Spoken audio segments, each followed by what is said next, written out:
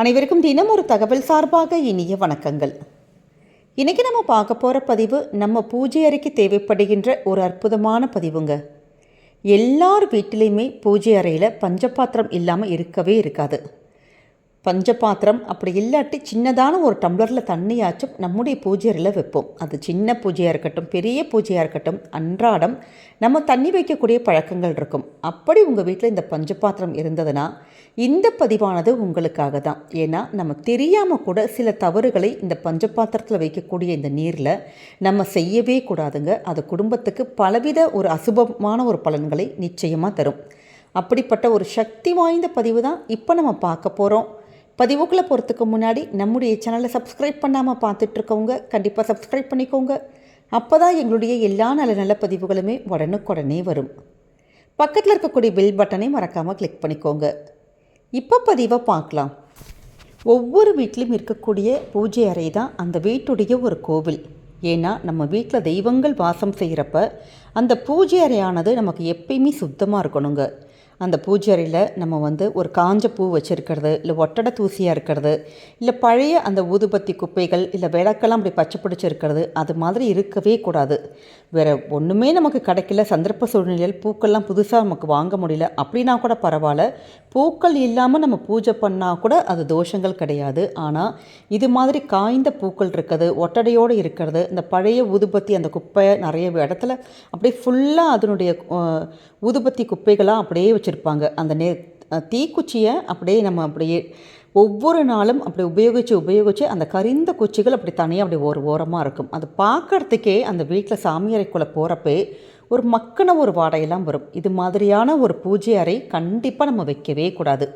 அதே மாதிரி தான் நம்முடைய வீட்டில் எப்பயுமே எவ்வளோ சுவாமிக்கு நம்ம நிவேதனம் வைக்கிறோமோ அதற்கு இணையான ஒரு பலன் தான் இந்த பஞ்சபாத்திரத்துடைய தண்ணி.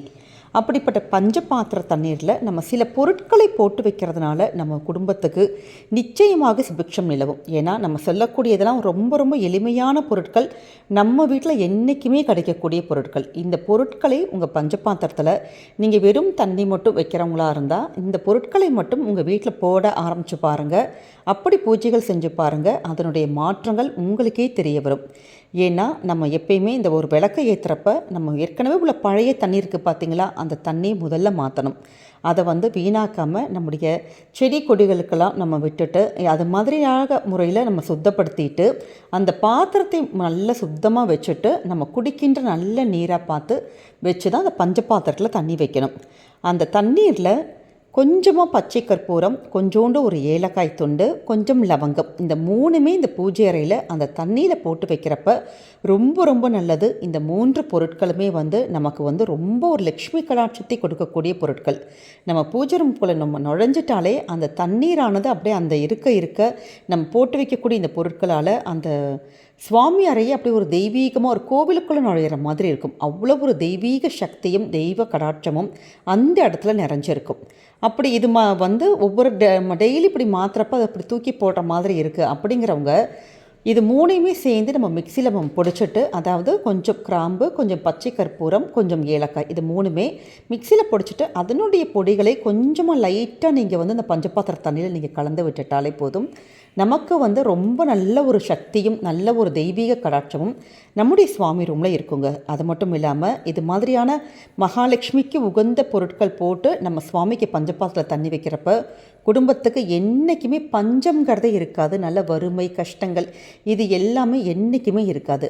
அதோடு கூட அந்த தண்ணீரில் உங்களுக்கு இருக்கும் அப்படிங்கிற பட்சத்தில் துளசி இலைகளோ வில்வ இலைகளோ போட்டு வச்சிங்கன்னா நிச்சயம் அப்படியே ஒரு கோடி புண்ணியங்கள் அந்த தெய்வத்துடைய அருள் அப்படி பரிபூர்ணமாக நம்ம வீட்டிலே அப்படி நிரந்தரமாக தங்கிடும். ஏன்னா அந்த துளசி இலைகளும் வில்வ இலைகளும் அந்த நீரில் போட்டு வச்சு நம்ம ஒரு பூஜை பண்ணோன்னா நமக்கு சுவாமிக்கு நிவேதனம் வைக்கக்கூட அவசியம் இல்லை. இந்த பஞ்சபாத்திரத்தில் இருக்கக்கூடிய இந்த ஒரு அந்த நீரே தெய்வீக நீராக ஒரு புனித நீராக மாறிடுங்க.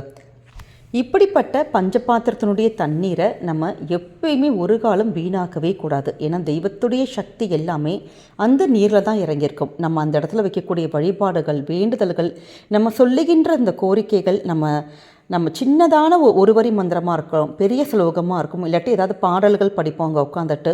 அப்படி எதுவாக இருந்தாலுமே அந்த மந்திரத்தினுடைய சக்தியானது, வேண்டுதலுடைய சக்தியானது அந்த நீரில் தான் போய் இறங்கியிருக்கும். அப்படிப்பட்ட அந்த நீரை கையோட நம்ம ஒரு பூஜை முடிச்சதுக்கப்புறம் பிரசாதமாக கொஞ்சமாக எடுத்து எல்லாருமே வீட்டில் இருக்கிறவங்களாம் அந்த தண்ணியை குடிக்கணும். அப்படி பாக்கி இருக்க தண்ணியை இப்போ நம்ம என்ன பண்ணுறது அப்படின்னா, எக்காரணம் கொண்டும் நம்ம அதை தேவையில்லாமல் கொட்டக்கூடாதுங்க.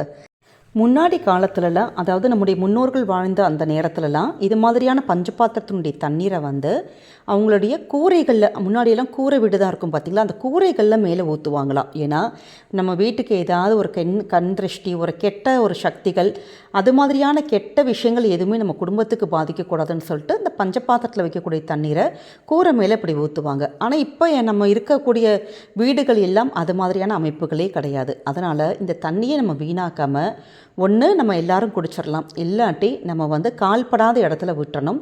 இல்லாட்டி செடிகள் கண்டிப்பாக சின்னதான ஒரு துளசி செடியாச்சும் எல்லார் வீட்லேயுமே இருக்கும், அந்த துளசி செடியில் அந்த தண்ணீரை நம்ம விட்டணும். இப்படி நம்ம செய்வதன் மூலமாக குடும்பத்துக்கு எந்தவித தோஷமும் அணுகாது. நம்ம குடும்பமானது ரொம்ப ரொம்ப நல்லபடியாக சந்தோஷமாக இருக்குங்க. அதனால் இந்த பஞ்சபாத்திரத்தில் வைக்கக்கூடிய தண்ணீரை நீங்கள் டெய்லி மாற்றுங்க. இது மாதிரியான நம்ம சொல்லுகின்ற பொருட்களை போட்டு நம்ம பூஜையில் நீங்கள் வச்சு பாருங்கள்.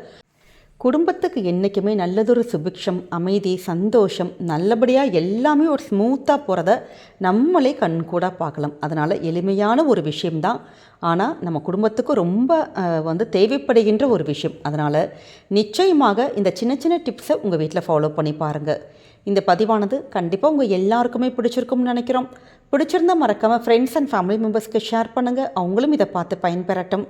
நம்முடைய சேனலை நீங்கள் இப்போ வரைக்கும் சப்ஸ்கிரைப் பண்ணாமல் பார்த்துட்ருக்கீங்கன்னா கண்டிப்பாக சப்ஸ்கிரைப் பண்ணி உங்களுடைய ஆதரவுகள், சப்போர்ட்டுகள் என்றைக்குமே எங்களுக்கு கொடுக்கணும். மீண்டும் வேறொரு நல்ல பதிவோடு உங்களை சந்திக்கிறோம். நன்றி, வணக்கம்.